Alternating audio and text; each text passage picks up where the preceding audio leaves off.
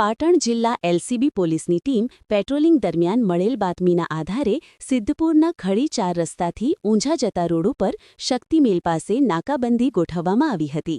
આ નાકાબંધી દરમિયાન RJ 38 GA 3985 નંબરની ટાટા કંપનીની 407 પિકઅપ ગાડી આવતા તેને ઊભી રાખી ચેક કરવામાં આવી. ગાડીની તપાસમાં તેમાં બનાવેલા ગુપ્તખાનામાંથી ગેરકાયદેસર પાસ પરમિટ વગરનો ભારતીય બનાવટના વિદેશી દારૂની કુલ 355 બોટલો મળી આવી.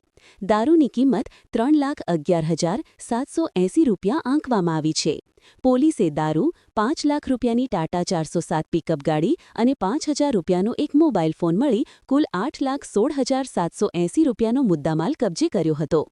આ કેસમાં પોલીસે દિલીપભાઈ ગણેશભાઈ ઠાકોર રહે આવલ તા અમીરગઢ જી બનાસકાંઠા નામના એક ઇસમની ધરપકડ કરી સિદ્ધપુર પોલીસ સ્ટેશનમાં પ્રોહિબિશન એક્ટ મુજબ ગુનો નોંધાવ્યો છે.